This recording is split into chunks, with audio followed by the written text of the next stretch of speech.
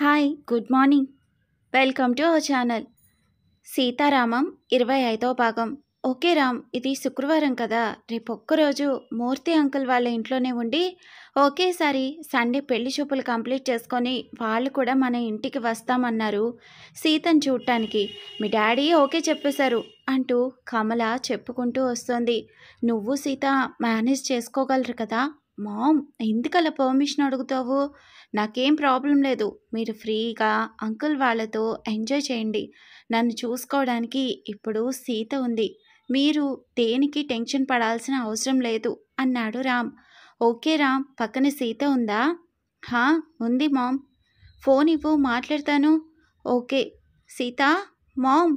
సీత వచ్చి ఫోన్ తీసుకొని హలో అత్తయ్య అంటుంది. సీత, నిన్ను ఈరోజు చాలా మిస్ అవుతున్నాను. నేను కూడా అత్తయ్య. భోజనం చేశారా? హా, అయింది తల్లి. మీరు చేశారా? హా అత్తయ్య. రామ్కి అన్ని విషయాలు క్లియర్గా చెప్పాము. మేము ఎప్పుడు వస్తామనేది. వాణ్ణి జాగ్రత్తగా చూసుకో. సరే అత్తయ్య. సరే సీత, ఉంటాను అని కాల్ కట్ చేస్తుంది కమల. రామ్కి ఫోన్ ఇస్తూ ఎప్పుడు వస్తానని మీకు చెప్పారంట కదా. చెప్పారు. వాళ్ళు ఉండేది మూర్తి అంకుల్ వాళ్ళ ఇంట్లో సీత. వాళ్ళు చాలా మంచి ఫ్రెండ్స్. వాళ్ళ అబ్బాయి కిషోర్కి సండే పెళ్లి చూపులంట. అది చూసుకొని వస్తారట. అదే చెప్పారు మామ్ అంటూ వివరించాడు రామ్. హా, ఓకే అంటూ ఆలుకి కూడా సండేనే పెళ్లి చూపులు అంది. పెళ్ళికొడుకు పేరు తెలుసా? లేదు, కాల్ చేసి కనుక్కుంటాను. ఇప్పుడు టైం 10 అవుతుంది. పర్వాలేదా ఈ టైంలో కాల్ చేస్తే? అదేం ప్రాబ్లం లేదు రామ్ గారు అంటూ కాల్ చేస్తూ ఉంది అలెక్యకు. అబ్బా సీత, మళ్ళీ గారు వద్దు అన్నానా? కొన్ని రోజులు అలవాటు అవ్వాలి కదా. నిన్ను ఎలా మార్చాలో ఏంటో అన్నాడు. సీత నవ్వుకుంటూ ఉంది. ఇంతలో ఆలు కాల్ లిఫ్ట్ చేసింది. హాయ్ సీత, పూర్తిగా మమ్మల్ని మర్చిపోయావనుకున్నా. పర్వాలేదు, గుర్తున్నాము. అదేం లేదాలు, ఆఫీస్ వర్క్ అంతే. ఎలా ఉన్నావు? బాగున్నా డార్లింగ్. పెళ్లి చూపులంట బారు చెప్పింది. అవునా? నేనే రేపు కాల్ చేసి చెప్పాలి అనుకున్నాను. హా, ఓకే. బాగా ప్రిపేర్ అయి ఉన్నావు మరి. దానికెందుకు ప్రిపరేషన్ డార్లింగ్, వచ్చిన వాడితో కొంచెం సేపు మాట్లాడితే సరిపోతుంది. హే, కొంచెం కూడా రెస్పెక్ట్ లేకుండా మాట్లాడతావు, పిచ్చి. సరేలేవే, ఇంకా మొగుడు కూడా కాలేదు, అప్పుడే రెస్పెక్ట్ ఇవ్వాలని రూల్ ఉందా ఏంటి? వాళ్ళు మాత్రం పెళ్ళిళ్ళయ్యాక కూడా భార్యగా రెస్పెక్ట్ ఇవ్వరు అంది. సీతకు ఆలు ఎవరినంటుందో అర్థమైంది పూర్తిగా. చిన్నగా రామ్ వైపు చూసింది.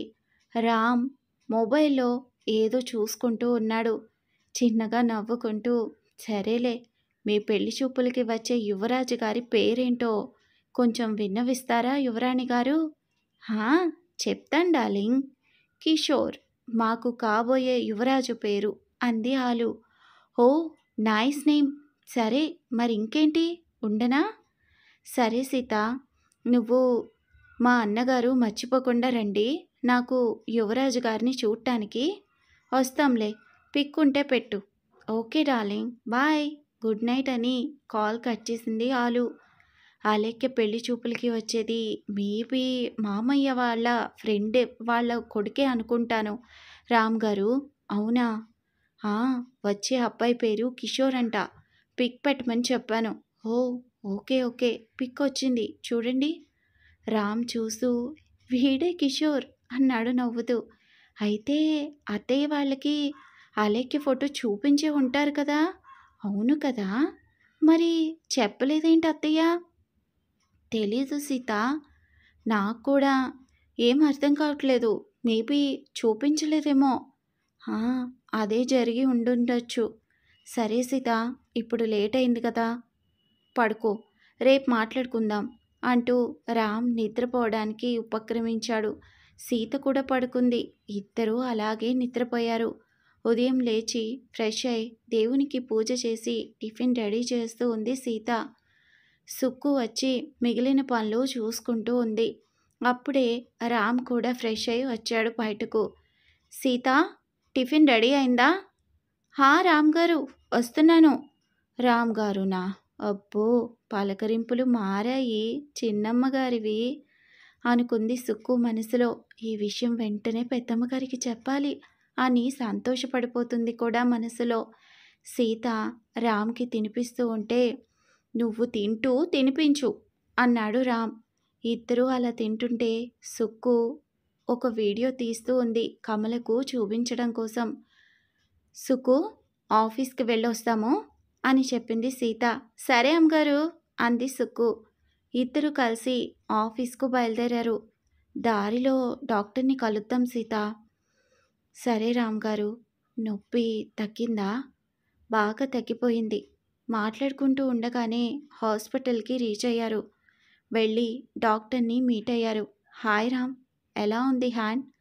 బావుంది డాక్టర్. ఓకే, ఒకసారి చూద్దాం అంటూ చేయికి ఉన్న కట్టు విప్పాడు డాక్టర్. సూపర్, బాగా తగ్గిపోయింది. కట్టు అవసరం లేదు. జస్ట్ అలాగే 2 రోజులు డ్రెస్సింగ్ చేసుకొని ఆయింట్మెంట్ పెట్టుకోండి, సరిపోతుంది. ఆ తర్వాత నువ్వు డైలీ చేసుకునే పని చేసుకో అన్నాడు doctor. Okay doctor, thank you అని అక్కడి నుంచి ఆఫీస్కి చేరుకున్నారు ఇద్దరు. ఆఫీస్కు అప్పటికే ఆల్రెడీ సుధీర్, మహేష్ వచ్చేశారు. Hi Ram, hi Sita, good morning అంటూ విష్ చేశారు. ఇద్దరు తిరిగి వాళ్ళకి విష్ చేశారు. అలా ఆఫీస్లో వర్క్లో పడిపోయారు. ఆ రోజు శుక్రవారం కాబట్టి, ఆ తర్వాత 2 రోజులు లీవ్ కాబట్టి ప్రాజెక్ట్ వర్క్ మొత్తం ఫినిష్ చేయాలని డిసైడ్ అయ్యారు. మరొక వైపు ఇద్దరు బాగా కలిసిపోయినట్లున్నారు కదా కౌశల్. ఎవరు డాడ్? అదే ఆ రామ్, వాడి భార్య. అవును డాడ్, నిన్ను చూస్తే అలాగే అనిపించింది. మీకెలా తెలుసు అని అడిగాడు కౌశల్. నేను చూశాను నువ్వు మాట్లాడేటప్పుడు. "హ్మ్, ఎలా డాడ్" అన్నాడు కౌశల్. చూద్దాం కానీ నీ సంగతి ఏమైంది? నా సంగతేంటి? అదేరా, పిల్లల గురించి. అది ట్రై చేస్తున్నాము.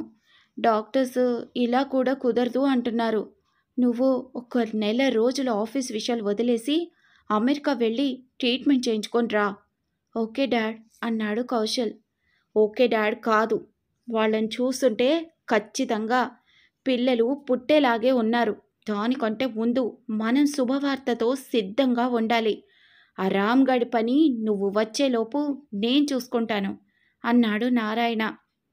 హా, సరే డాడ్, పనుంది, వెళ్తాను అంటూ ఆఫీస్కు వెళ్ళిపోయాడు కౌశల్. ఇక్కడ నారాయణ ఏదో ప్లాన్ చేస్తూ ఉన్నాడు. రామ్ని ఎలా అయినా సరే మళ్ళీ తిరిగి తాగుపోతులాగా చేయాలి అని.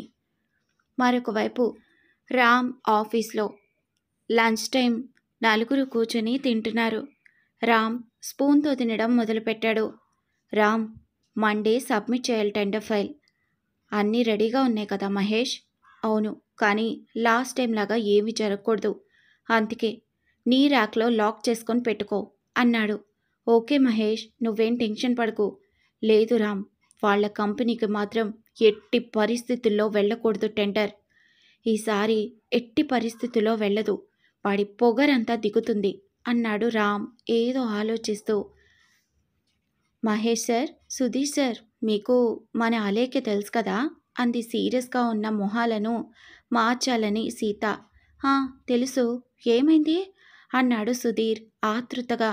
ఏం కాలేదు సార్, సండే పెళ్లి చూపులు అంటూ సీత చెప్తూ ఉండగానే వాట్ అంటూ పైకి లేచాడు సుధీర్ షాకింగ్గా. అందరూ సుధీర్నే చూస్తూ తినడం కూడా ఆపేశారు. నీకేమైందిరా అలా లేచావు అన్నాడు మహేష్. ఏం లేదు, సారీ అంటూ కూర్చున్నాడు. నువ్వు చెప్పు సీత అన్నాడు మహేష్. బట్ రామ్ మాత్రం సుధీర్ ఫేస్ని గమనిస్తూ ఉన్నాడు. అలేఖ్యకు పెళ్లి చూపులు అన్నాను అంది సీత. హో, ఓకే, మంచిది అన్నాడు మహేష్. ఏం మంచిది నీకు అన్నాడు కోపంగా సుధీర్. ఆ అమ్మాయికి పెళ్ళి అంటే మంచిదే అన్నాను. అయినా నువ్వెందుకు అంత సీరియస్ అవుతున్నావు? ఆ అమ్మాయికి పెళ్లి చూపులంటే అన్నాడు. ఎందుకంటే ఆ అమ్మాయిని ప్రేమిస్తున్నాడు కాబట్టి అన్నాడు రామ్ సుధీర్ వైపే చూస్తూ.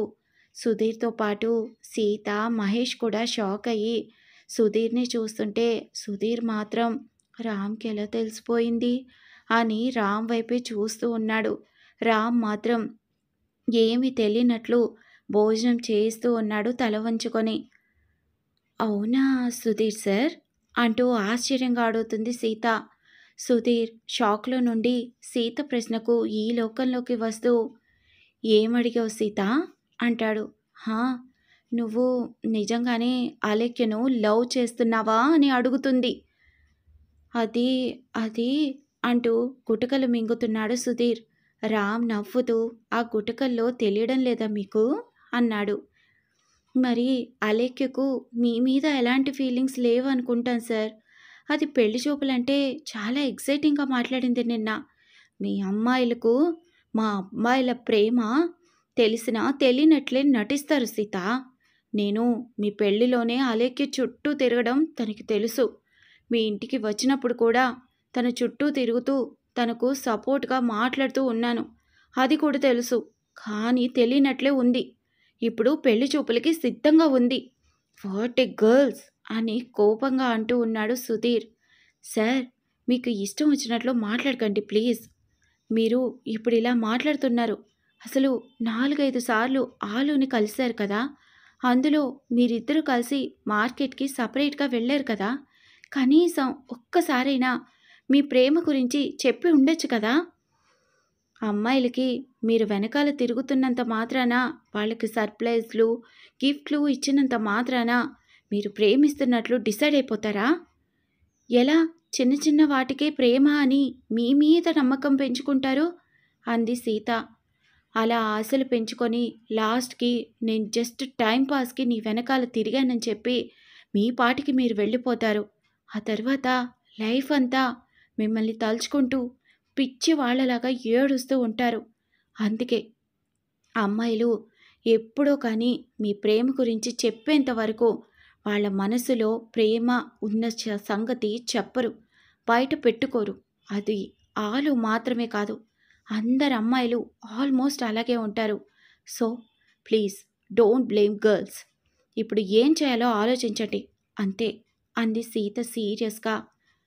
వీళ్ళిద్దరి వాదనలు వింటూ మిగిలిన ఇద్దరు ఒకరి ముఖాలొకరు చూసుకున్నారు.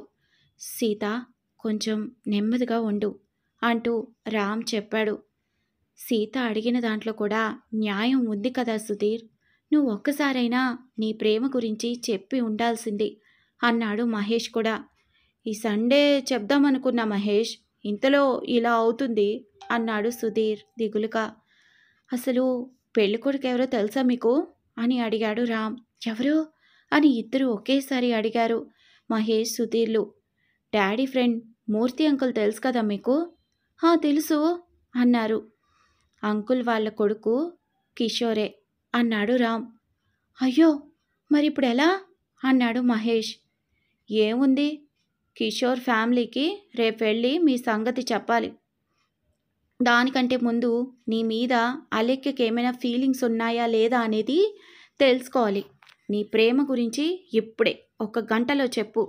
అలేఖ్య ఒప్పుకుంది అంటే నెక్స్ట్ ఏం చేయాలనేది చూద్దాం అన్నాడు రామ్. అవును, అది నిజమే. ముందు మీరు అలేఖ్య మనసులో ఏముందో కనుక్కోండి సార్ అంది సీత కూడా. ఓకే, ఇప్పుడే కాల్ చేస్తాను సీత, మీ ఫ్రెండ్ నంబర్ ఇవ్వు అన్నాడు సుధీర్. సీత వెంటనే నెంబర్ ఇస్తుంది. సుధీర్ కాల్ చేస్తాడు. అలేఖ్య లిఫ్ట్ చేసి హలో ఎవరు అంది. హలో అలేఖ్య. అవును, మీరెవరు? నేను సుధీర్ని. ఏ సుధీర్? అదే మీ friend Sita husband Ram friend సుధీర్ని అన్నాడు. ఓ సుధీర్ గారు మీరా? నా నెంబర్ మీకెలా తెలిసింది?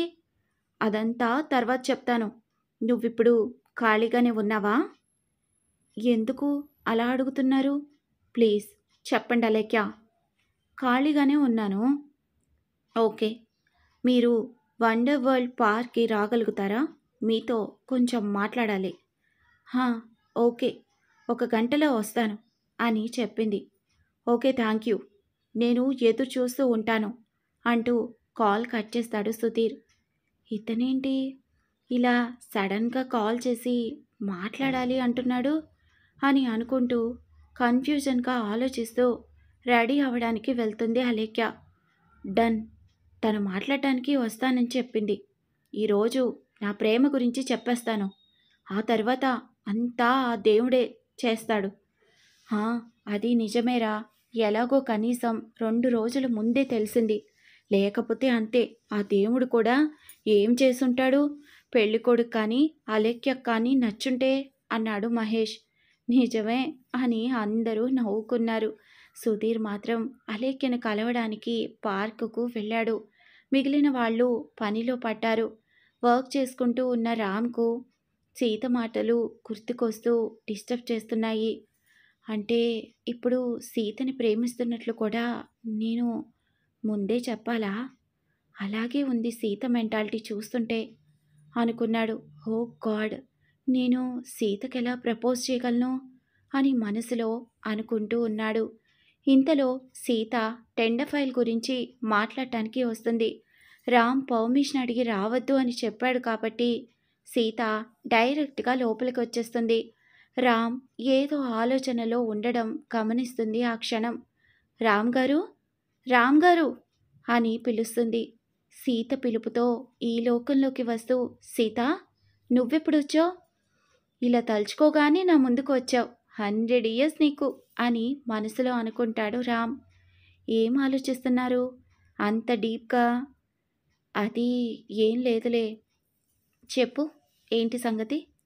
ఈ ఫైల్ ఎక్స్ప్లెయిన్ చేస్తాను, ఒకసారి చూడండి. అంతా కరెక్ట్గా ఉందా లేదా అనేది ఫైల్ చూపిస్తూ ఎక్స్ప్లెయిన్ చేస్తూ ఉంటుంది సీత. సీత అంత దగ్గరగా ఉంటే రామ్కి ఊపిరి తీసుకోవడం కూడా కష్టంగా ఉంది. తన నడుము చుట్టూ చేతులు వేసుకొని అలా తన ఎదపైన తల పెట్టుకొని గట్టిగా హత్తుకోవాలని ఉంది. తన వెచ్చని శ్వాసలో ఊపిరి తీసుకోవాలని ఉంది. సీత దగ్గర అలా ఉన్నట్లు తనే ఒక ఊహ ఊహించుకుంటూ ఉన్నాడు రామ్. సీత ఒక పక్కన ఎక్స్ప్లెయిన్ చేస్తూ ఉంది. కానీ రామ్కి అవేవి బుర్రలోకి ఎక్కడం లేదు.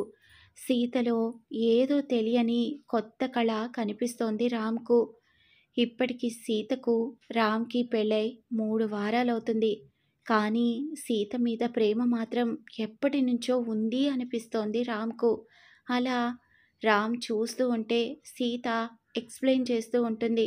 రామ్ గారు, వింటున్నారా లేదా అని అడుగుతుంది. వింటున్నా సీత అంటూ సీత మీద నుండి ఫైల్ మీద కాన్సంట్రేషన్ చేయడం మొదలుపెట్టాడు. పర్ఫెక్ట్గా ఉంది సీత, ఎలాంటి ప్రాబ్లం లేదు. నువ్వు సిస్టంలో ప్రిపేర్ చేసిందంతా ఫాస్ట్గా పెన్ డ్రైవ్లోకి ప్లస్ నా మెయిల్కి సెండ్ చేయి అని చెప్పాడు. అలాగే ఈ ఫైల్ని నా ర్యాక్లో పెట్టేసేయి అన్నాడు రామ్. అలాగే రామ్ గారు అంటూ రామ్ దగ్గరకు వెళ్ళింది. రామ్ ఏదో పని చేసుకుంటూ ఉన్నాడు. ర్యాక్ ఓపెన్ చేసి ఫైల్ పెడుతూ ఉంటే ఏదో బ్రౌన్ కలర్ కవర్ కింద పడింది. కవర్ ఓపెన్లో ఉండడం వలన అందులో ఉన్న కొన్ని ఫొటోస్ కింద పడ్డాయి. ఫైల్ లోపల పెట్టేసి కింద ఏం పడ్డాయా అని చూసింది సీత. అంతే, ఒక్కసారిగా షాక్ అయింది. ఆ ఫొటోస్లో రామ్తో చాలా క్లోజ్గా ఒక అమ్మాయి. సీతకు తెలియకుండానే తన కళ్ళల్లో నుండి కన్నీళ్లు కారుతున్నాయి ఆ ఫొటోస్ని చూస్తుంటే. అలాగే కింద మోకాళ్ళపై ఒక్కసారిగా కూర్చుండిపోయింది. ఆ ఫొటోస్ని ఒక్కొక్కటిగా చూస్తూ సీతకు తెలియకుండానే పద్దు అని అంటుంది. ఆ మాట చిన్నగానే అన్నా రామ్కి పద్దు అనే పేరు వినిపించింది. ఆ మాట వినిపించగానే సీత వైపు చూస్తాడు. సీత ఆ ఫొటోస్ చూడటం చూసి లేచి 2 అడుగుల్లో చేరుకుంటాడు సీత దగ్గరకు. అప్పటికే సీత కళ్ళల్లో నీళ్లు చెంపలు దాటాయి. ఆ కన్నీళ్ళు ఎందుకు అనేది కూడా సీతకు తెలీదు. పద్దుతో ఉన్న రామ్ ఫొటోస్ చూసి రామే షాక్ అవుతూ సీతని గమనిస్తాడు. సీత ఏడవడం గమనించాడు రామ్. షిట్, ఈ ఫొటోస్ ఇంకా ఈ ర్యాక్లోనే ఉన్నాయా? నాకు గుర్తే లేదే అనుకుంటూ సీత అని పిలుస్తాడు. సీత వినిపించుకోదు. సీత అని గట్టిగా పిలుస్తాడు. హా అంటూ పైకి చూస్తుంది సీత కన్నీళ్లను. సీత గమనించుకోలేదు. రామ్కి ఆ కన్నీళ్లను చూసి మనసు బాధ వేసింది. అలాగే కింద మోకాళ్ళ మీద కూర్చొని సీత కళ్ళలోకి చూస్తూ కన్నీళ్లను తుడుస్తాడు. ఈరోజు ఎపిసోడ్ మీ అందరి కోసం కాస్త ఎక్కువసేపే పెట్టాను. మరి ఈ ఎపిసోడ్ కనుక నచ్చితే తప్పకుండా లైక్ చేయండి. మళ్ళీ రేపటి ఎపిసోడ్లో కలుద్దాం. Thanks for listening.